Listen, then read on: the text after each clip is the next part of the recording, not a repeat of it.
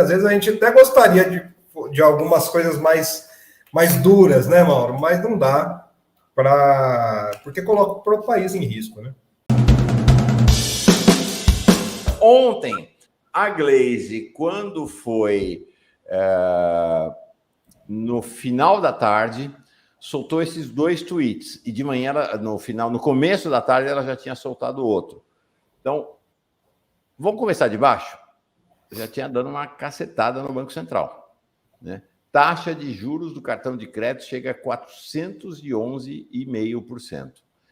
Esse, sem dúvida, é o maior escândalo. Juros altos, economia desacelerando, população endividada, e fica a pergunta: o Banco Central vai assistir o cenário se deteriorar e não vai fazer nada? Então, ela já foi para cima do Banco Central. Isso era 12h30 ontem.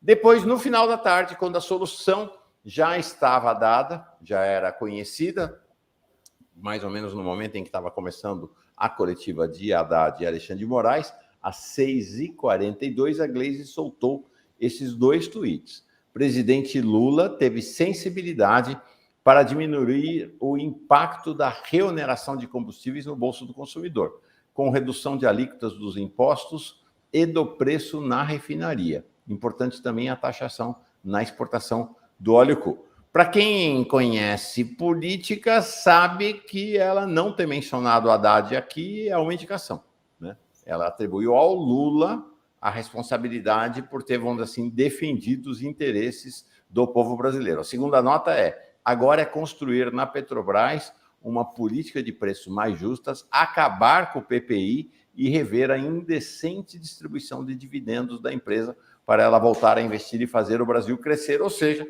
botando pressão, de fato, em cima do Haddad, que não tem falado sobre o fim do PPI, que foi uma das principais promessas de campanha de Lula. Então tá aí. De fato, a crise é menor do que, evidentemente, a mídia liberal está projetando, mas há, de fato, uma queda de braço entre a área econômica e o PT, representado por Gleisi Hoffmann. Está aqui uma análise, inclusive, da Maria Cristina Fernandes, do Valor.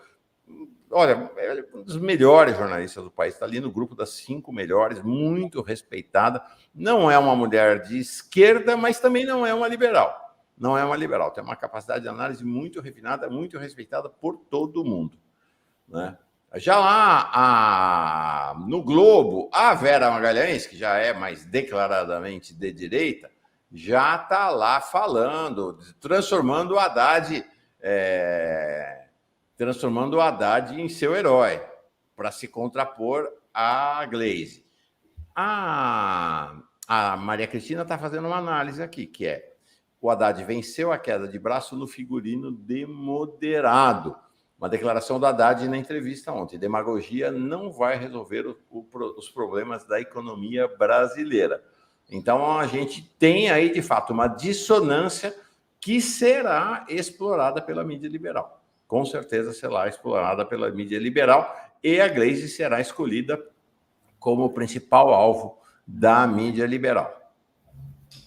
Ela já está na mira faz um tempo, né, Mauro? A Glaze que tem... ela teve um protagonismo muito grande nos últimos anos, porque a Glaze sempre, desde o golpe, ela sempre colocou posições bastante congruentes com o PT, mas que não agrada a mídia, né? Essa é a grande questão, a mídia liberal. Então, isso está dado, mas eu acredito que, assim, fazer uma análise e um balanço equilibrado das coisas. A gente tem buscado fazer isso, trazer esses fatores, né? Que por exemplo, porque as pessoas falam, mas por que não vai acabar com o PPI agora? Existe um processo para ser dentro da legalidade, tem que se respeitar esse tempo, né? O Cruvinel falando aqui, quer saber? Façamos como o Evo Morales fez na Bolívia, taxar pesadamente a exportação de óleo cru pelas petroleiras. Tem que ter um pouco de parcimônia. Às vezes a gente até gostaria de algumas coisas mais duras, né, Mauro? Mas não dá, porque coloca o país em risco, né? Isso aí. Agora, tem conflito. Evidentemente, tem conflito no interior do governo Lula. E tem conflitos múltiplos. Um governo de frente ampla vai ter conflito. E está tendo. Está aqui. essa notícia da Rede Brasil Atual, mas é uma notícia que está circulando aí em diferentes veículos de mídia. A FUP vê com preocupação os nomes indicados pelo Alexandre Silveira, que é o ministro das Minas e Energia, para o Conselho da Petrobras. Ele é que tem a prerrogativa de indicar esses conselheiros. Então, os nomes indicados, segunda-feira foi feita a indicação. São 7 indicados, 4 são ligados ao Alexandre Silveira, dos 7. Tá? Para presidir o conselho foi escolhido o secretário de Petróleo, Gás Natural e Biocombustíveis, o Pietro Mendes. Outros nomes ligados a ele são Carlos Eduardo Turqueto Santos, Vitor Eduardo de Almeida Sabac e Eugênio Tiago Chagas Cordeiro. O Jean Paul Prates está no conselho. Outro nome foi indicado pela Esther Dweck, Wagner Granja Victor, e como membros independentes foram indicados o ex-ministro de Ciência e Tecnologia, Sérgio Machado, lembram-se dele, e a engenheira e professora Suzana Can Ribeiro. Qual é a grande questão que a FUP alega?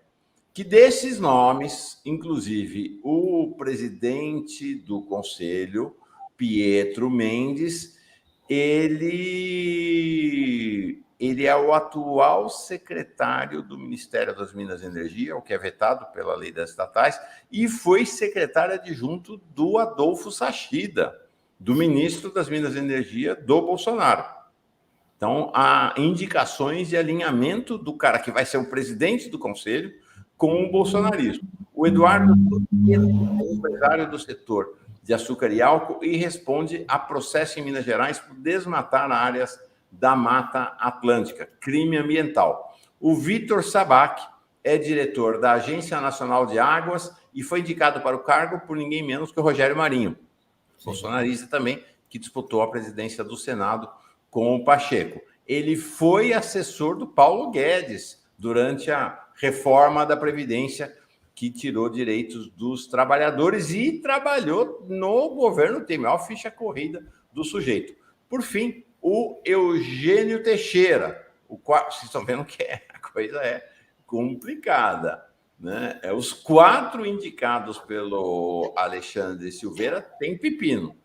Ele foi sócio do vice-governador de Minas Gerais, o ex-senador Clésio Andrade, que foi presidente da Confederação Nacional dos Transportes e que foi... Vocês lembram do Clésio? Ele foi flagrado naquele escândalo do camarote das vacinas, um grupo de empresários e políticos mineiros que quiseram ser espertos e compraram clandestinamente vacina em 2021 e não tinha vacina nenhuma, né? Era uma vacina falsa para furar a fila de prioridades do SUS. Então, as 4 indicações do Alexandre Silveira rejeitadas, reprovadas pela FUP, preocupantes, né, Plínio? Preocupantes.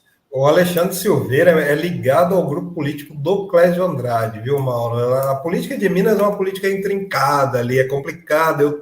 Eu sou de Minas, trabalhei 2 anos no estado de Minas, na época que o Clésio Andrade era vice-governador, e ele, assim, ele comanda uma máquina muito forte ali. Então, os nomes que mais preocupam aí são realmente o Eugênio Teixeira, e também essa questão do Pietro Mendes, né? O Pietro Mendes, que foi secretário do Sachida, a gente Saxida, né? Adolfo Saxida, que eles são, mas o Adolfo Saxida, ele assumiu o Ministério das Minas e Energia, prometendo a privatização da Petrobras. A primeira medida que ele teve foi colocar a Petrobras na lista de empresas a serem privatizadas.